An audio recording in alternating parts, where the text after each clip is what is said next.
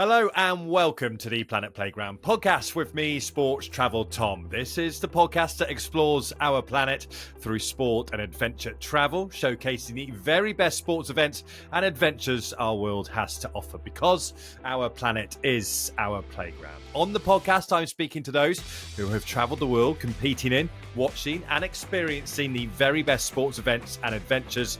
And on this week's episode, I am delighted to be joined by a broadcaster who has lived a life of sport and travel. Her career has consisted of working for Sky Sports News, TalkSport and Premier League productions, as well as being at the heart of events such as London 2012 and the Invictus Games. She also co-founded the Offside Rule podcast, and you can catch her presenting the evening edition on Times Radio.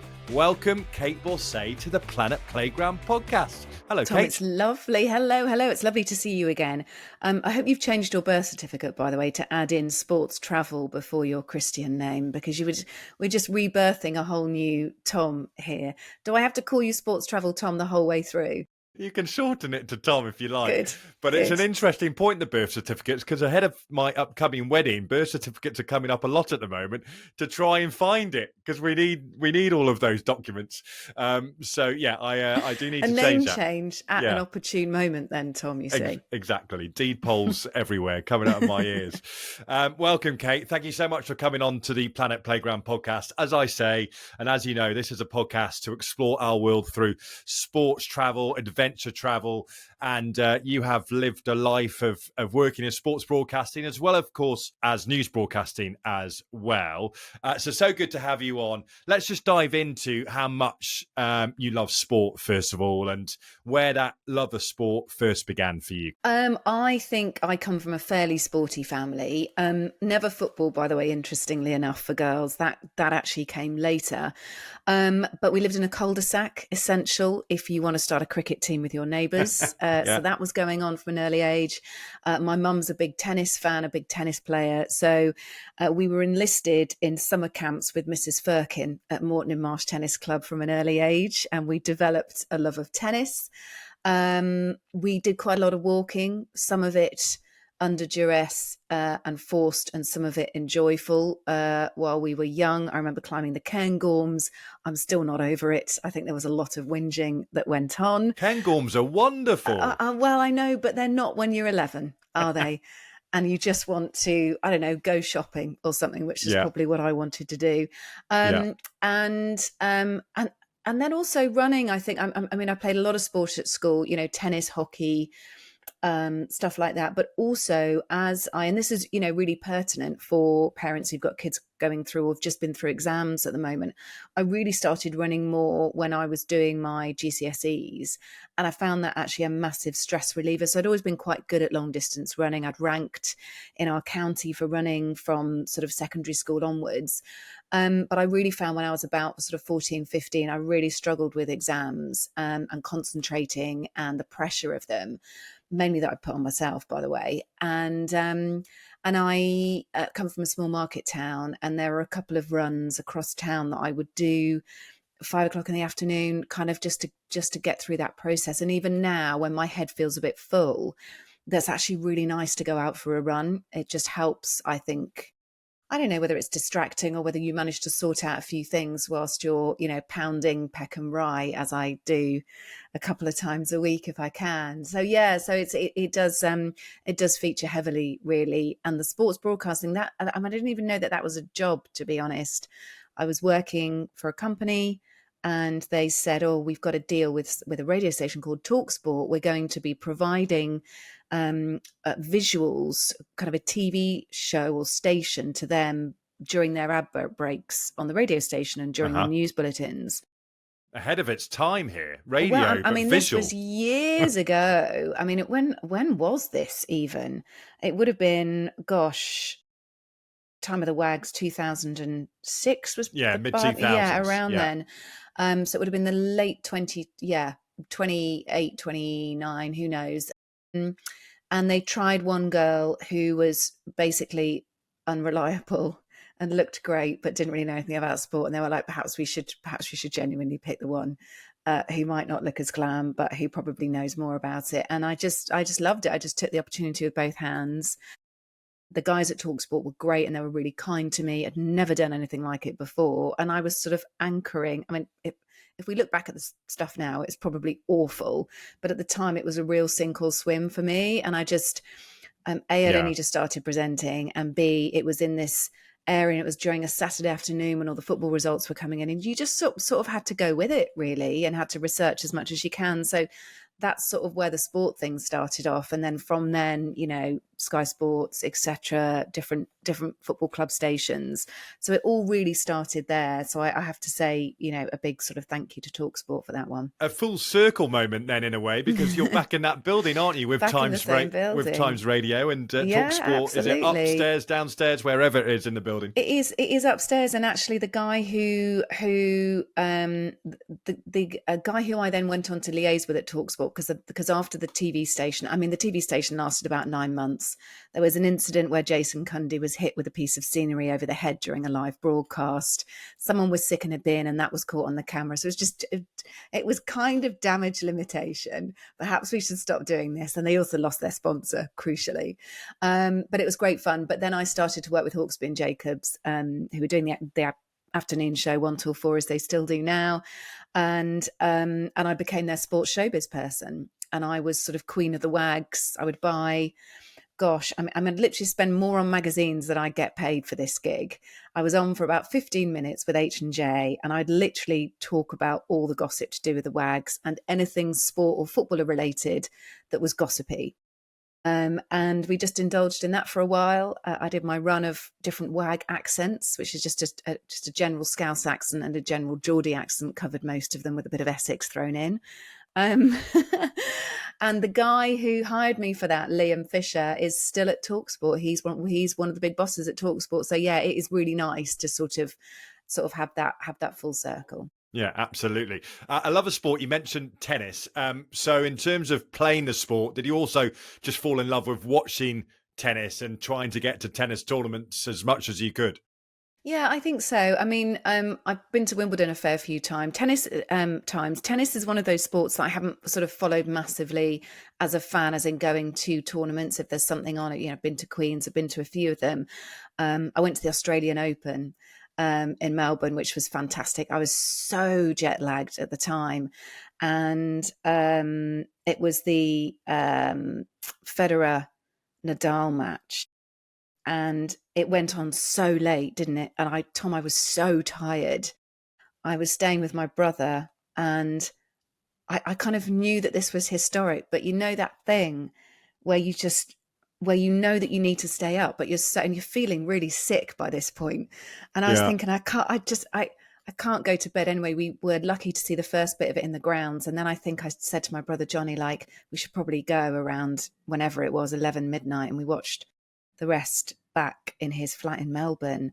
But so I was really lucky to witness that, but all I can remember is feeling quite nauseous. That sounds like how I felt on the first day of Wimbledon a couple of weeks ago, having camped in the queue overnight and then waking up to... Why did you do that?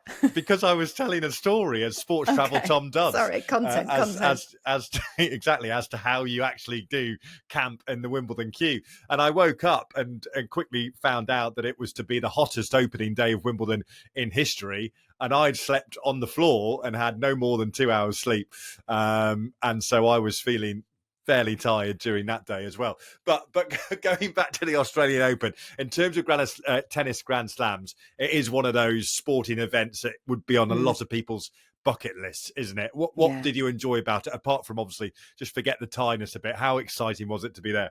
I think it was just the general buzz. You get this around sports tournaments, but obviously we knew we were witnessing something specific, and also we'd just gone on a ground pass. To be honest, we weren't sort of there with any particular tickets secured, and it was just amazing, because of course the crowd hangs around when sort of stuff like that happens and games go on, and there's a lot of jeopardy involved. Crowds just do stick around, and the Aussies would have had a few drinks by then. I think we'd literally flown in sort of that day or the night before. So there was something about being new to Melbourne, seeing my brother and him saying, "Look, let's just go along and see what's Yeah. going on." So Yeah. it was completely unplanned, which I think was the nice thing about it. Thank God you can get a great cup of coffee in Melbourne, because we Yeah. needed it the day after. Yeah, great sitter for coffee, and the Australian Open as well. They call it the happy slam, don't they? Or the fun slam, and something like that, the party slam, whatever it is. But yeah, you're going to have a good time at the Australian Open. Let's come back to London. I just want to talk about a bit more about the work you've done. Obviously, we know the work you've done in broadcasting, but live event hosting. London 2012 is on your CV, the Invictus Games as well. Let's start with London, where you live. How special did you find London in that period in 2012, and also how good is it when an Olympic Games just bring out the best in a city? Yeah, I mean, look, it is a magical time. It was a magical time, and that's really well documented. And I think it's interesting because we forget how negative everyone was in the run up to the games. We've completely forgotten that. That roads were being closed, that part of our city was being shut down. And I live in southeast London. At the time, I lived in Blackheath, which was sort of a host to some of the events, but also, Blackheath, Greenwich, all of that really, really sewn into the Olympics, actually. Yeah. And I remember beforehand having to work out my cycle route to get there, and having to borrow a bike, thinking I've never had to get anywhere on a bike before. But because all the roads were closed, we didn't think that there'd be transport on. I had to figure out a bike route. As it turned out, we actually got taxis, which isn't very environmentally friendly, but it was nice to work out a route nonetheless.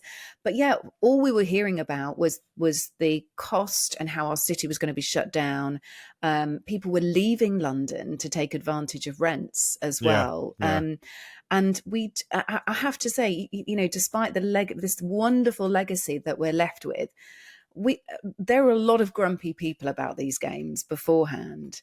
And what it turned out to be was an amazing spectacle beyond everyone's expectation.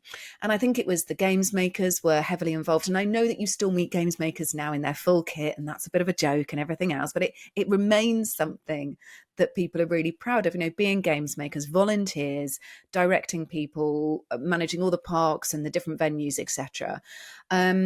I hosted the handball, which is a sport that I really knew very little about. I mean, it's huge in some of the Nordic countries. It's big in France as well. I knew that.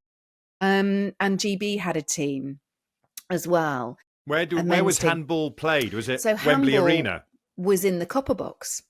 Was it? Okay. So I was on the Olympic Park. Yeah. And I'll tell you what, Tom, so the copper box became known as the box that rocks. And I think my boss came up with that, and I think it still sticks today. And it literally was the box that rocks. We had brilliant live event producers who were bought in.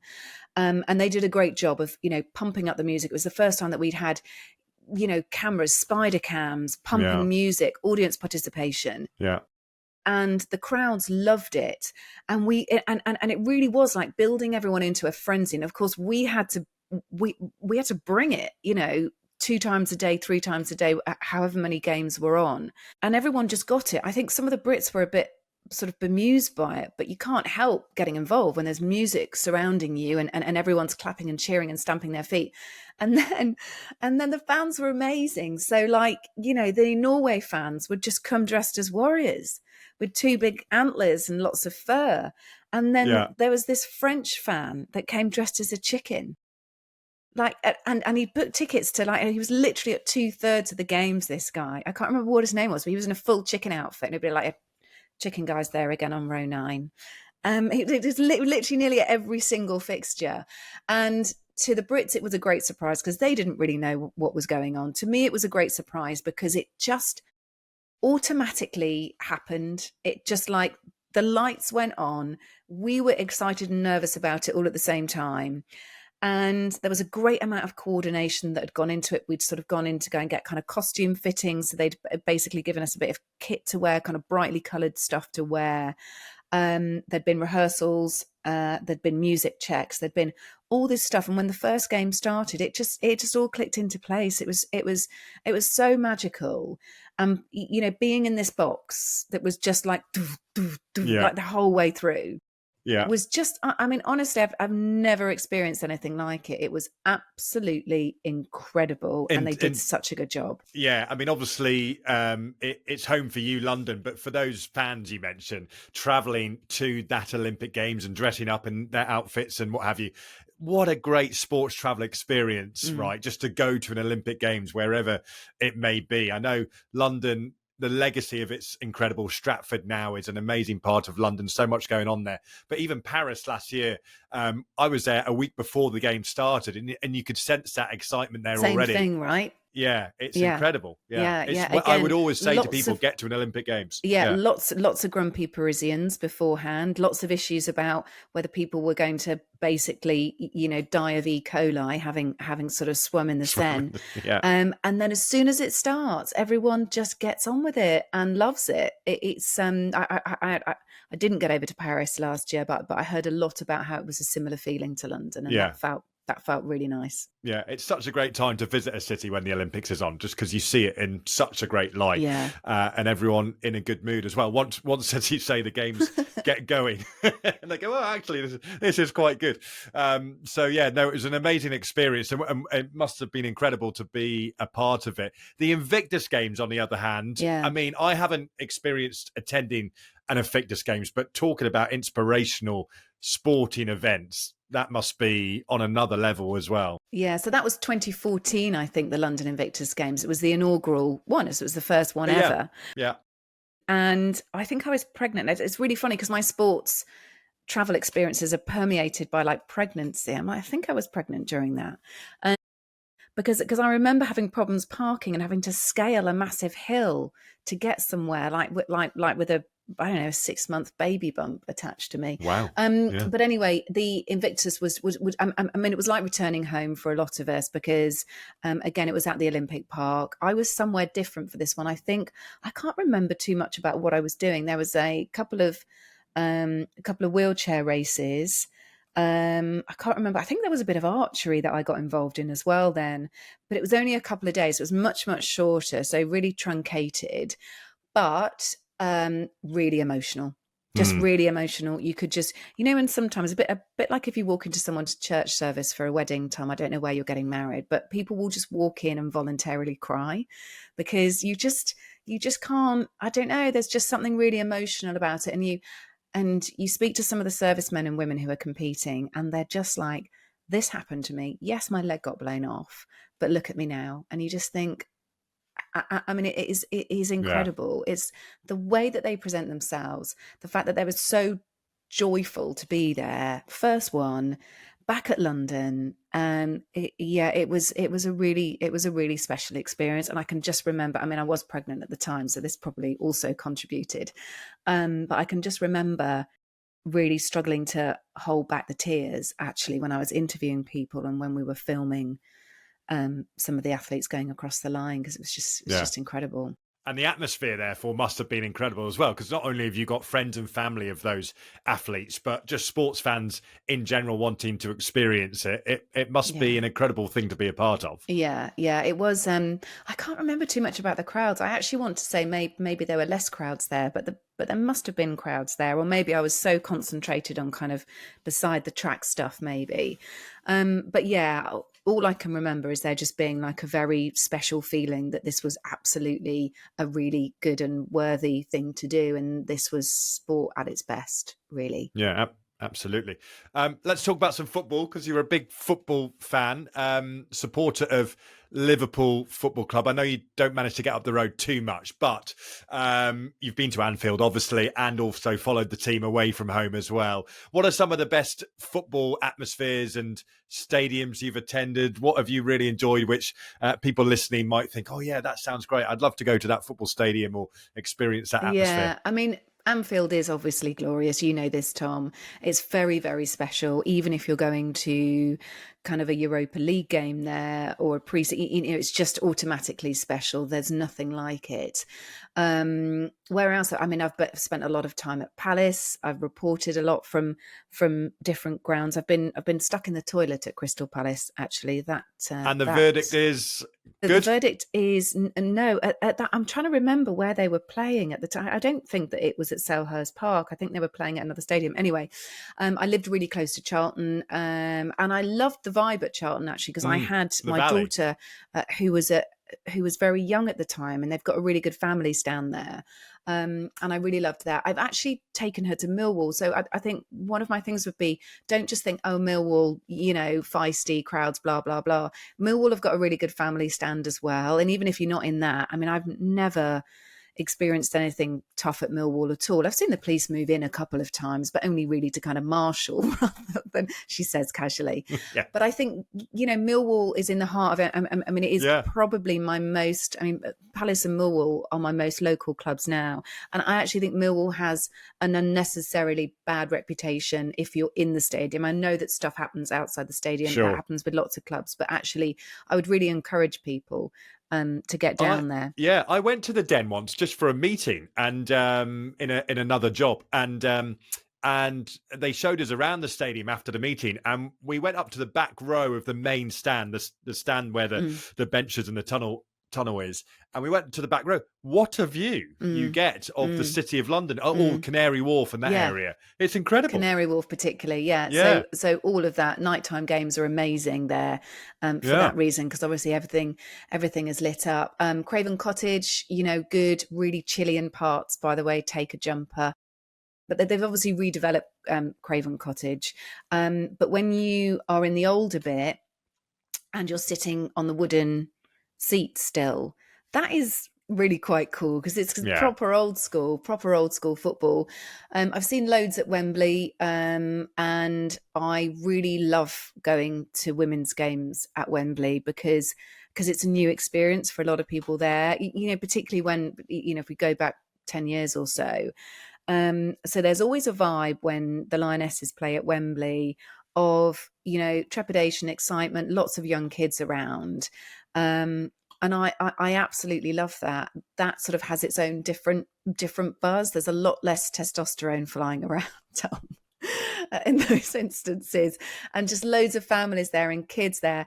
And actually, as the years have gone by, there are now many more groups of late teens, early 20s, mid 20s girls who are out for the afternoon or out for the day, and I'd imagine that they travel from all over. Wembley's pretty easy to get to, so it's sort of become a destination for fans traveling. Groups of girls and young women traveling as well as families. Let's talk about women's football, because you mentioned Wembley there. Of course, Wembley held back to back, but England, of course, in the Euros final, which they lost against Italy. We all know what happened that day when it came to just fans trying to get in to the stadium without tickets and what have you. But then a year later, in England women win the tournament at Wembley, and what a difference in terms of atmosphere, experience for fans. I mean, it was. It was chalk and cheese, wasn't it? It was incredible, wasn't it? Yes, definitely. I was. Luckily, I was meant to go to France on the day of the final, and I delayed my flight. The women's final. This is the women's final. Sorry. Yeah. Took place on July the 31st, which is my birthday, and I was meant to be traveling, and I just thought, I can't. There's no way. We're in the final. So luckily I managed to score a ticket in the press box. I wore my England shirt, which for those not in the know is actually quite a controversial thing to do, because you're not meant to show your colours in the press box. Yeah. Did I care, Tom? No, of course I didn't care. I was there as an England fan.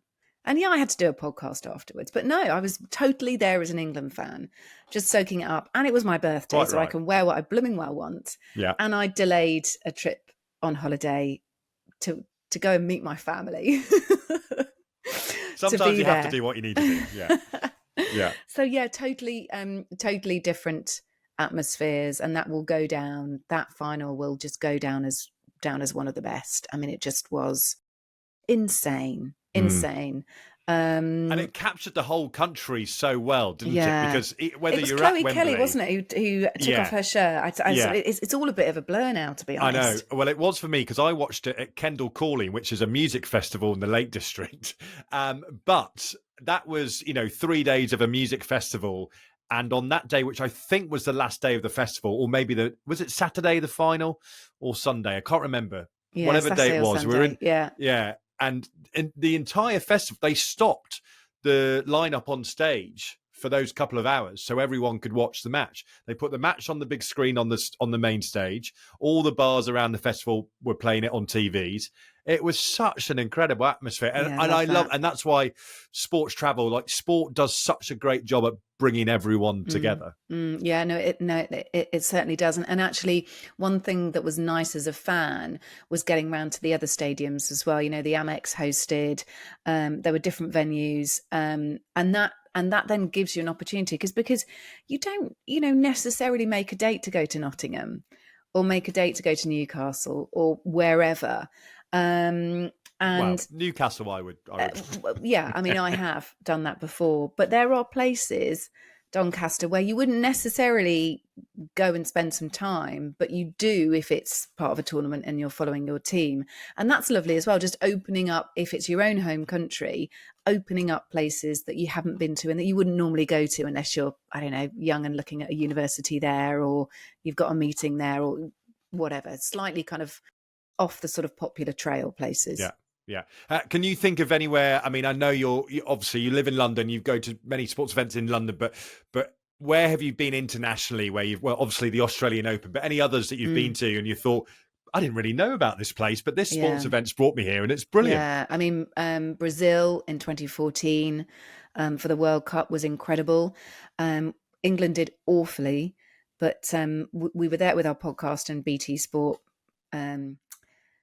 Lindsay Hooper and I, who is my co-host and my co-founder, and we'd taken a couple of friends out with us as well. And we happened to be with the wife of the England goalkeeper coach, who's one of my best friends. So we had this mad experience where we were there as journos, but had this really quite good access to some of the England team through contacts. But of course, we completely trashed out of that competition. I can't even remember the results now. Lost to Italy. Yeah. Lost to Uruguay. Awful. Yeah. All I can remember is a man in an England gimp suit, which sort of sums it all up. And here we were in this amazing place. We'd started off in Sao Paulo. We'd then gone to Rio, to Belo Horizonte as well. And actually, I think we ended up finally in Rio. And then what we did to sort of cover ourselves if England didn't get out of the group is we booked, I kind of found on Airbnb, I think, this kind of luxe architect designed house near the beach in Buzios. So that's the nearest coastline to kind of away from Rio, I suppose, I think.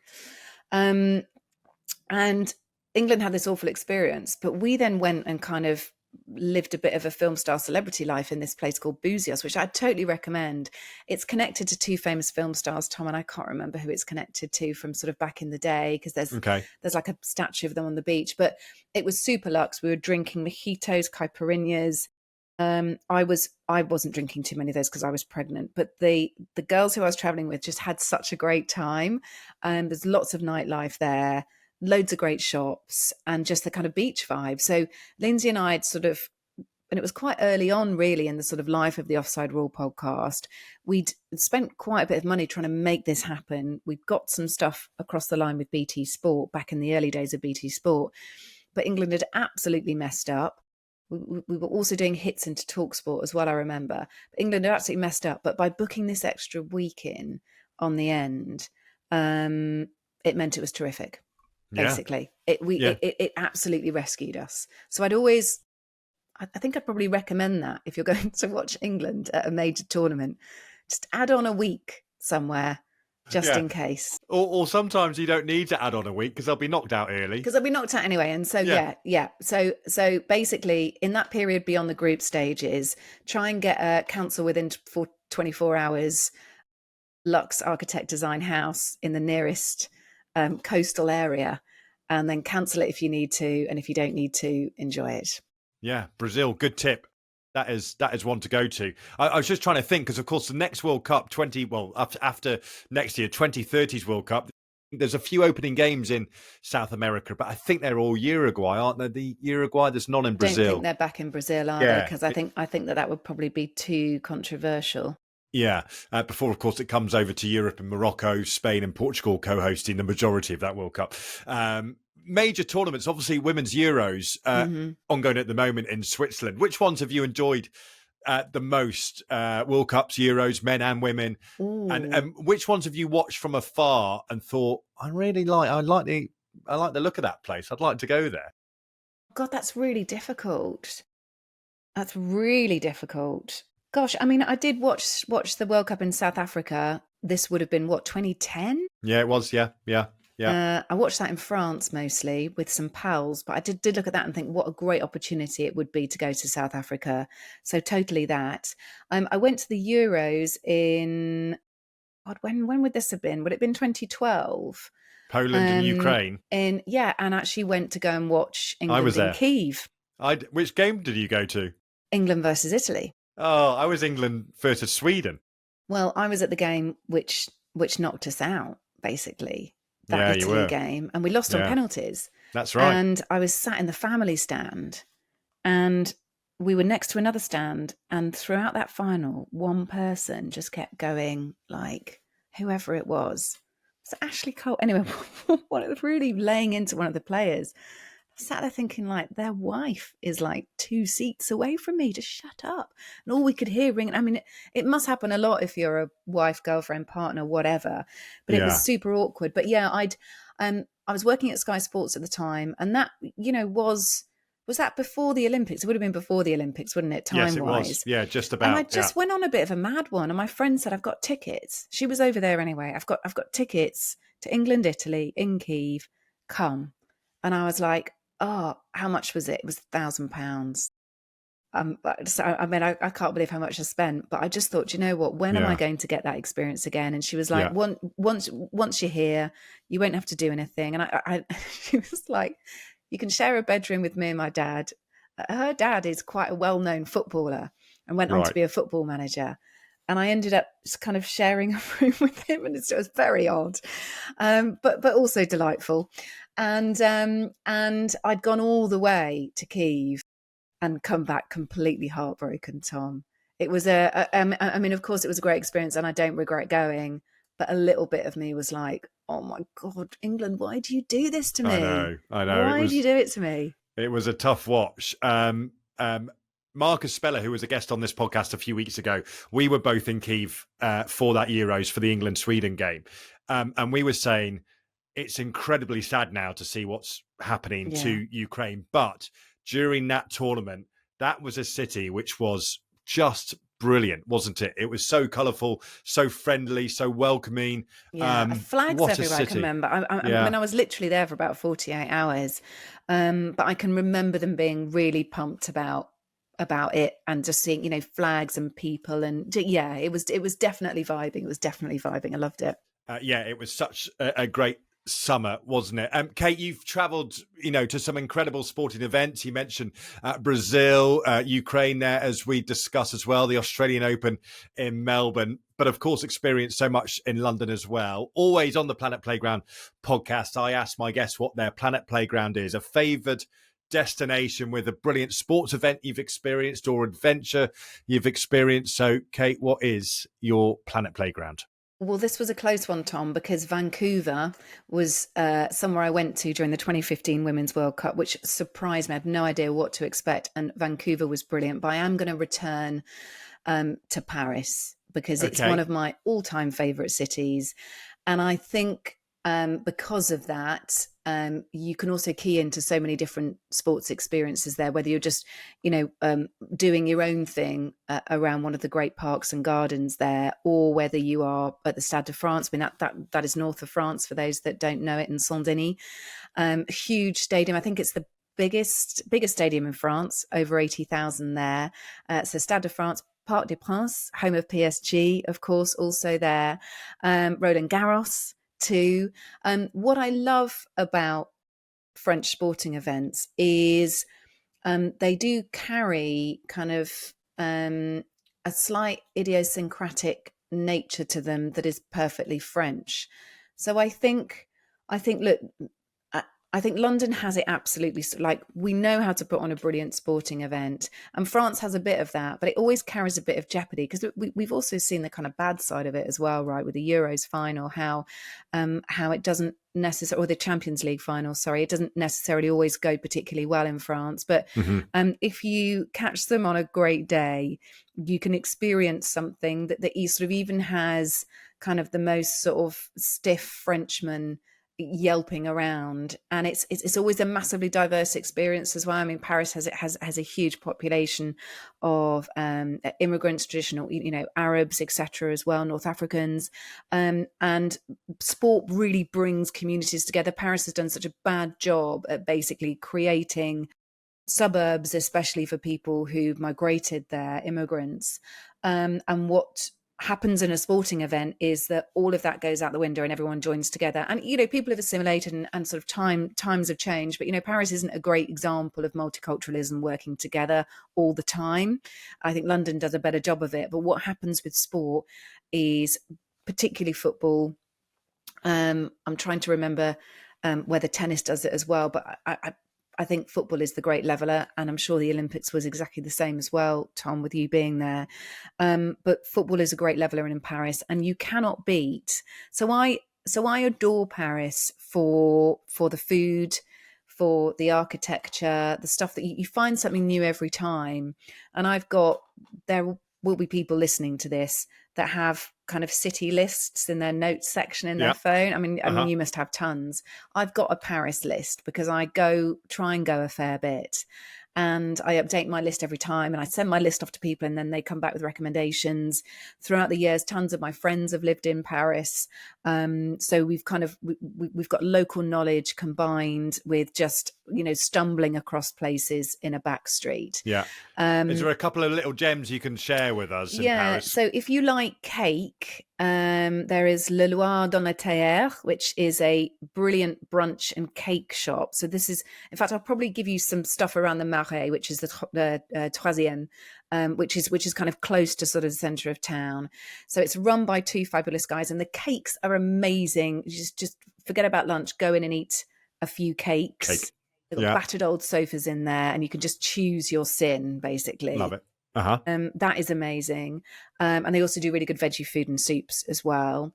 If you want a lovely bistro for early dinner, maybe if you're going to go and watch something a bit later on, Chez Janu is really nice. That's in the Marais too. I was sort of trying to think about places where you could go in the same area. Really good bistro. There is also, I'll give you my favourite, which is called Les Papis Paris.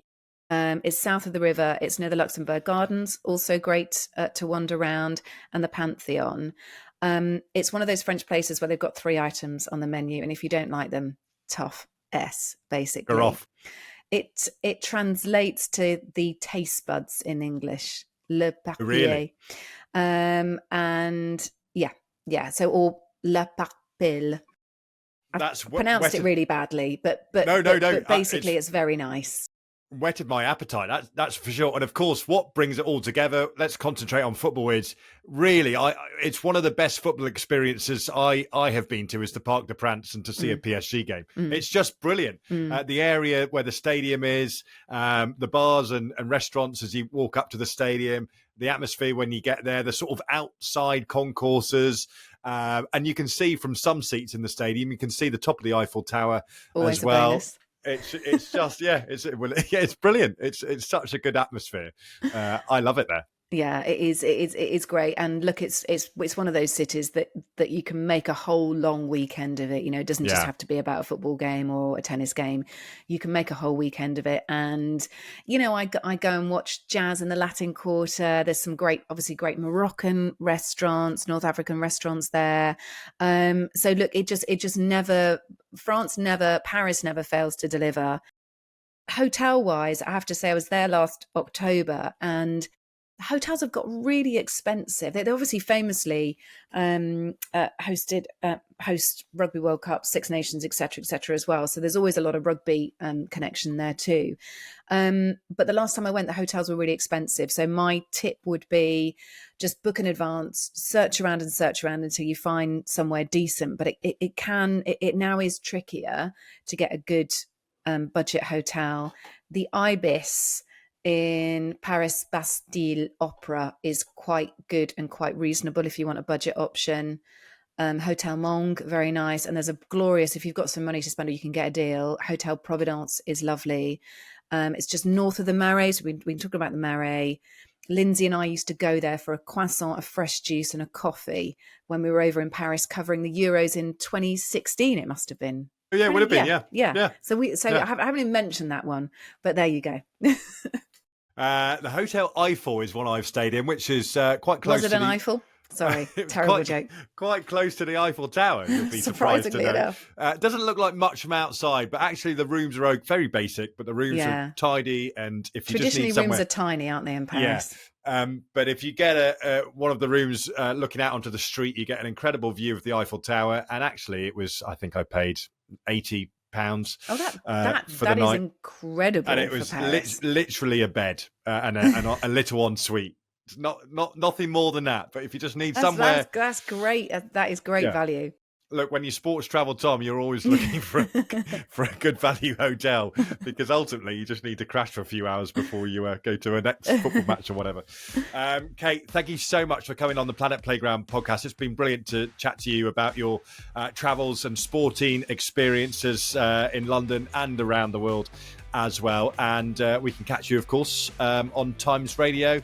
But thank you, Kate, for coming on the Planet Playground podcast. Cheers, Tom. Thanks. Thanks for watching this Planet Playground podcast. As we discover our world through its best sports events and adventures, you can watch much more right here.